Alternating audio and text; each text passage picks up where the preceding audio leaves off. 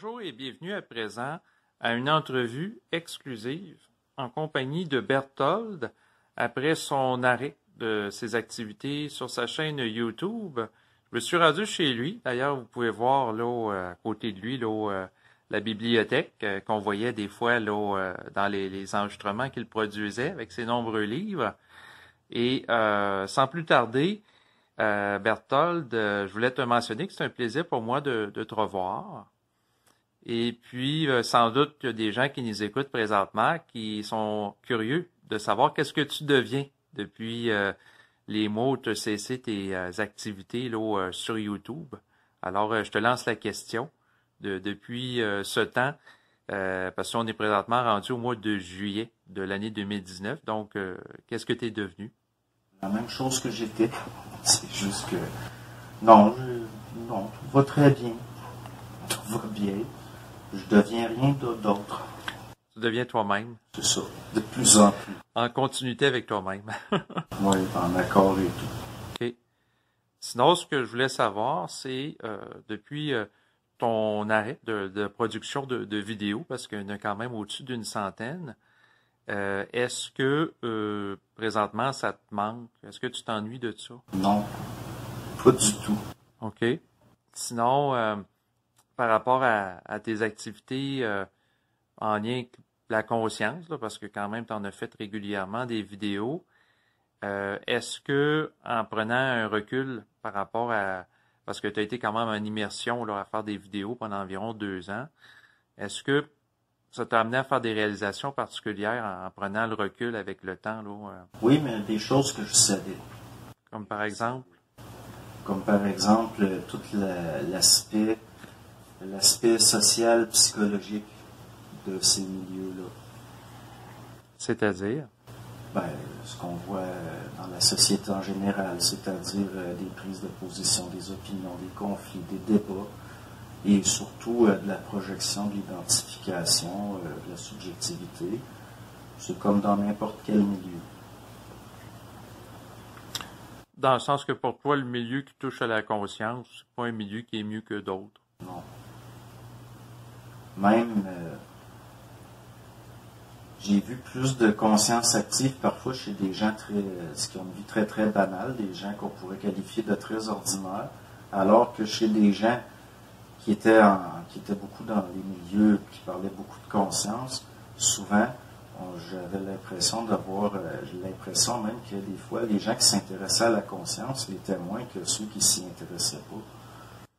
Mais c'est sûr que ça, c'est un autre aspect, parce que quelqu'un peut vivre sa conscience au quotidien sans s'y intéresser, dans le sens sans y réfléchir. C'est ça. Parce qu'il est là, le problème, c'est la réflexion. Puis c'est ça qui est psychologique. Et puis, au niveau de quand on parle, puis que c'est fluide, et puis que ça parle tout seul, il n'y a pas de positionnement au niveau d'une opinion ou à faire, c'est tout simplement la vibration. Mais les gens, c'est plus la forme. Donc, les conflits, c'est au niveau de la forme. Les choses que j'ai réalisées, c'est des choses dont j'avais parlé, des choses que je savais. Mais savoir quelque chose en théorie, puis le vivre en pratique, c'est différent. Exactement. Mais c'est sûr qu'il y a plusieurs personnes qui peuvent parler de conscience, mais ça reste au niveau théorique, intellectuel, réflectif. Alors que, comme tu le dis, ben, c'est d'être capable de vivre ça dans la vie de tous les jours. Là. C'est sûr que c'est un de mes objectifs aussi personnels, d'être capable d'incarner cette conscience-là à travers mon quotidien. Parce que dans les questionnements que j'ai eus, au niveau là, de choses que je voyais, que j'observais, puis je me disais comment ça se fait, puis je recevais des réponses, j'avais des réponses, mais c'est des choses qui ne faisaient pas mon affaire, et puis il a fallu réaliser, puis intégrer le fait que c'est réellement... Il y a des choses qui ne font pas mon affaire, pourtant c'est comme ça. Pas avoir d'attente non plus. Il y a un adage qui dit que dans la vie, il faut être capable d'accepter ce qu'on ne peut pas changer ce qu'on peut changer, là. Ben, l'acceptation, ça, on pourra en reparler, là, parce qu'à mes yeux, c'est un peu une façon psychologique, des fois, de se donner une défaite pour rester dans l'inertie. Mais ce qui était important pour moi, c'était que de dire aux gens que c'est leur intelligence à eux qui est importante, que c'est leur conscience à eux qui est importante. Et pourtant, ça, c'est très très simple, c'est quelque chose, et pourtant, ça engendrait des conflits, et il y a des gens, je pense, qui avaient peut-être des opinions par rapport à ce que je disais, et puis, sans réellement pouvoir le verbaliser, ils n'étaient pas d'accord tout simplement parce que c'est de l'opposition qui est peut-être même pas liée à ce que je disais. Puis, ça ne me tentait pas d'avoir à gérer ça. Ça ne me tentait pas non plus. Quand je me suis mis à approcher des 400 abonnés, je savais que j'allais finir ça bientôt parce que j'ai pas envie d'être important pour les autres. Je veux que les autres soient importants pour eux-mêmes, comme je me considère la personne la plus importante pour moi. Puis je ne voulais pas devenir important pour les autres. Ça, c'est quelque chose de bloquant. Puis je suis pas là pour. Je voulais pas bloquer les gens. Je voulais pas que. Puis je commençais à trouver que il y en a qui me donnaient trop d'importance, que ce soit dans le positif ou le négatif, c'était assez polarisé. Non, ben je comprends. Je peux comprendre très bien par rapport à ça. Parce qu'il y a des gens qui ont tendance à s'accrocher à d'autres personnes, puis vouloir être des disciples, des adeptes. C'est sûr. Donc, j'étais pris dans une perspective, comme dans tous les milieux, qu'il y a des alphas qui veulent dominer, avoir de l'ascendant, et il y a des bêtas qui veulent être dominés, se faire dire quoi faire et suivre quelqu'un, alors qu'à mes yeux, quelqu'un d'évolué n'est pas dans une de ces catégories-là. Exactement, il est au-delà de la polarité que représentent ces catégories-là. Mais c'est sûr que tu sais, ça peut être possible aussi de faire, que ce soit des vidéos, des enregistrements audio, mais en ramenant les gens eux-mêmes. Moi, c'est l'optique dans laquelle j'œuvre, puis je continue à faire des enregistrements. Souvent, je vais mentionner de ne pas croire ce que je dis, mais de vérifier par vous-même si c'est réel, pour amener la personne à utiliser par elle-même son discernement pour évaluer la teneur des propos. Fait que c'est sûr qu'il peut y avoir ça aussi qui peut être fait pour empêcher justement qu'il y ait la dynamique de l'alpha, puis du bêta, ou du gourou, puis du disciple, l'élève, puis le maître, puis ces choses-là qui s'installent, là. Ben, il y a aussi que quand mes abonnés me posaient une question qui était légitime, je ne peux pas m'empêcher de répondre. Et puis, au fond, j'avais l'air très dévoué, mais sans l'être, c'est carrément un réflexe. Si on me pose une question qui est légitime, je vais essayer de répondre. Puis je ne pourrais pas m'en empêcher. Mais comme j'avais de plus en plus des abonnés de qualité, de plus en plus de questions pertinentes, ça prenait de plus en plus de temps. Et puis, je ne voulais pas que ça soit une occupation principale. Et d'ailleurs, je l'avais dit, ça, que je ne voulais pas que ça devienne une occupation principale. Même j'ai eu l'arrogance d'oser dire à certains dont c'était l'occupation principale, qu'à mes yeux, c'était peut-être dangereux. Mais là, ça peut être vu comme de l'arrogance, mais personnellement, toutes les personnes chez qui ça a été une occupation principale ont vécu des grosses choses. Mais c'est parce que ça devient délicat. Moi, j'ai pas aucun problème que quelqu'un qui gagne sa vie décemment en faisant des conférences ou des ateliers. Par contre, la nuance que je fais, il faut pas que la personne fasse ça avec l'esprit du gourou, puis qu'elle se prenne au sérieux pour... C'est encore plus dangereux si elle est sincère, puis que c'est pas dans un esprit de gourou nécessairement, que c'est carrément par amour du public, de l'humanité. Mais si elle a de l'amour réel, elle ne cherchera pas à dominer les autres, que ce soit d'une manière affichée ou subtile. Pas pour le public, il est pour la personne qui se donne.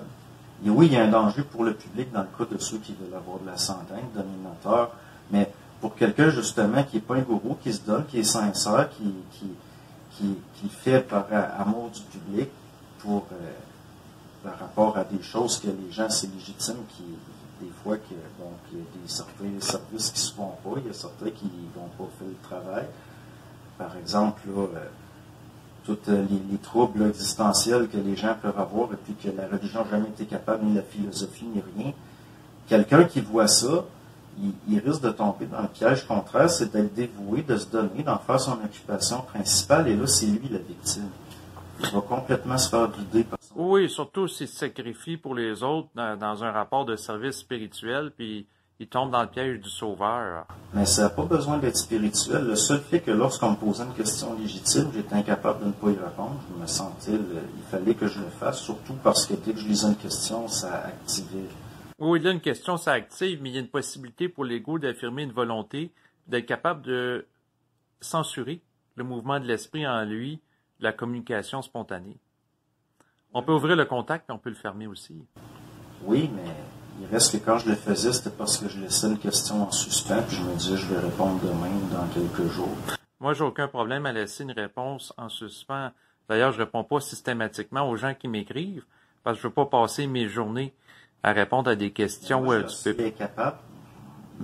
Mais tu peux te donner la capacité en montant en volonté. Bon, moi, le mieux, c'est connaissant cet aspect-là de moi-même, qui fait que sinon, je vais finir par faire juste ça, puis non, c'est comme, comment je pourrais dire ça, j'en ai pas souvent parlé, mais à mes yeux, ça devient un problème, c'est-à-dire que le fait que j'aime les gens me rend vulnérable, puis que je voulais pas me donner à ce point-là non plus, puis pourtant c'était légitime, puis il y a quelque chose de naturel. C'est parce que ça prend un équilibre entre l'amour des gens, puis l'amour de soi, puis le respect de son individualité. Donc, si tu fais une synthèse entre les deux, à ce moment-là, tu ne laisseras pas les gens t'exploiter, là. Il y a quelque chose, il y a un piège là-dedans que je vois et que j'ai pas voulu. Parce que jusqu'à un certain point, moi, pour moi, la personne la plus importante, c'est moi. Exact. Est-ce que, pour que ce soit fluide, pour répondre correctement, ça prend un certain don de soi aux gens. Puis, chez moi, c'est quelque chose, des fois, qui va faire que je vais trop... c'est dans ma nature de répondre, d'essayer de... Puis, je voulais pas non plus là, que ça devienne... Ça m'aurait grugé tout mon temps. Mais je comprends l'idée que ça prend un équilibre et tout, mais moi, je suis pas capable. Si je fais quelque chose, je vais le faire. Mais le plus que je peux, le mieux que je peux, je vais me donner dans ce que je fais. Puis, c'était devenu... ça prenait presque un tiers de mon temps, au moins. Puis je commençais, en plus, il y a des gens qui commençaient, pour qui je commençais à devenir quelqu'un de détestable, d'être obligé d'essayer de les modérer en disant, ben, c'est parce que vous interprétez ce que je dis d'une certaine façon, puis d'autres qui m'aimaient trop, d'être obligé de relativiser les choses en disant, ben, je suis quelqu'un de banal, je suis quelqu'un d'ordinaire, puis il n'y a rien d'extraordinaire à côté de... Il y a aussi, quand les gens, j'avais des bons abonnés qui posaient des questions pertinentes, des questions intelligentes. Puis je ne pouvais pas m'empêcher de répondre parce que c'était légitime. Les gens qui prenaient la peine de m'écrire, pour moi, c'est important de prendre la peine de leur répondre. Mais malheureusement, je suis tout seul. J'étais tout seul pour gérer ça. Et puis, j'ai eu des journées, j'avais jusqu'à 75 commentaires ou questions auxquelles répondre. Quand c'était dans le plus... Puis non, ma boîte courriel était tout le temps pleine. Puis je voulais pas devenir... je voulais pas être attaché à ça aussi publiquement. J'ai jamais voulu être une personnalité publique d'aucune façon. Puis ça m'intéressait pas. Là, c'est certains aspects. À un moment donné, j'ai regardé ça comme il faut. Puis je le savais que j'allais arrêter. Mais je savais pas quand. Souvent, je sais que je vais faire quelque chose, mais je ne sais pas quand. Mais finalement, non, je peux juste obéir, si on peut dire, là, à la vibration. Je ne me suis pas réellement posé de questions. Tout comme quand je répondais d'une façon dévouée, je ne réfléchissais pas, je ne me posais pas de questions en me disant, est-ce que je suis en train de trop me donner ou de... Non, parce que si je me mettais à réfléchir, je ne peux plus répondre. Non, je comprends. Tu suivais le mouvement de l'énergie en toi qui répondait à l'autre, comme un appel d'énergie. Quelqu'un émet un signal, tu réponds au signal. Mais dans le fond, étant donné que le temps file, je voudrais conclure cette petite discussion entre nous en te posant la question, en terminant. Est-ce que tu avais quelque chose à rajouter? Pas vraiment. À mes yeux, le supramental, en tant que phénomène personnel, en tant que phénomène individuel, pour moi, c'est réellement quelque chose d'individuel. Et puis, il s'est greffé autour des choses. Je veux dire, il y a des gens qui ont vécu ce phénomène-là sans connaître les termes, sans savoir de quoi il était question. De toute façon, ils n'ont pas besoin ils vont dire, ben, c'est mon intuition. Non, exactement. Le vocabulaire, c'est des formes, c'est pas nécessaire pour le vécu d'une vibration.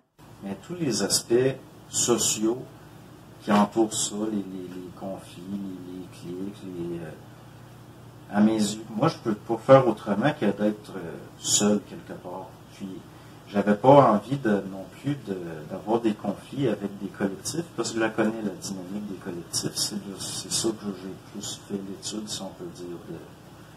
Puis, je voulais pas tomber dans une dynamique qui deviendrait psychologique, sociale. Puis, ça m'intéressait pas, parce que je trouve ça bloquant. Et puis, je sentais une baisse de vibration, puis je me suis dit, bon, ben, c'est un indicateur qu'il est temps que... De toute façon, ce que j'avais intégré en faisant ça, c'est en voie où ça a été d'intégré. Puis c'était tout le temps presque de réaliser ce que je savais. Je veux pas non plus nécessairement, moi je veux juste vivre puis être bien. J'ai pas envie de devenir quelqu'un qui accomplit un travail ou qui est de ce genre-là, de ce type-là pour les autres, parce que je pense que le véritable travail, c'est celui de l'individu pour lui-même. Puis j'ai pas envie de... Si les gens posent une question, c'est qu'ils ont la réponse. Le seul fait que je l'ai dit ça, puis que pourtant, il y arrivait encore des... L'important, c'est ce que la personne a en rapport avec elle-même, ce qu'elle reçoit dans son psychisme, qu'elle vit dans son psychisme. Puis j'ai toujours trouvé ça. Si vous avez une question, ça veut dire que vous avez la réponse quelque part.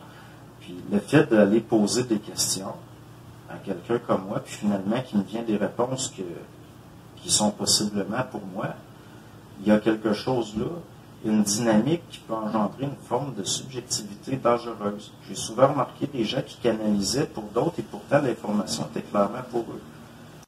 Non, exactement. Il peut y avoir à ce moment-là de l'interférence. C'est ça. De l'autre par rapport à eux. Puis à ce moment-là, la réponse qui a été plus ajustée, il apportait déjà en eux. Puis en passant par quelqu'un d'extérieur, ben ça colorait la réponse qu'ils portait déjà en eux par rapport à la subjectivité de l'autre. Puis ce qui est important au niveau, c'est que les gens développent le contact avec leur esprit, pas avec l'esprit d'un autre. Exactement. Puis qu'ils deviennent autonomes. Si des esprits se mettent à s'imposer sur les autres, ils vont les couper, eux, de leur esprit à eux. Et parce que ça devient... c'est ce genre de dynamique-là, c'est comme ça que ça Non, mais c'est sûr que c'est la dynamique qui crée le maître, puis le disciple, ou le guide spirituel, puis l'élève, ces choses-là. Fait que c'est bien correct par rapport à ça, de ramener les gens eux-mêmes. C'est d'ailleurs dans cette optique-là que je produis des enregistrements moi-même sur YouTube. Donc, je te remercie à présent d'avoir accepté mon invitation d'avoir fait cet entretien. Donc, écoute, je te souhaite une belle fin de journée. Bon, ben toi aussi. Bye bye. Au revoir.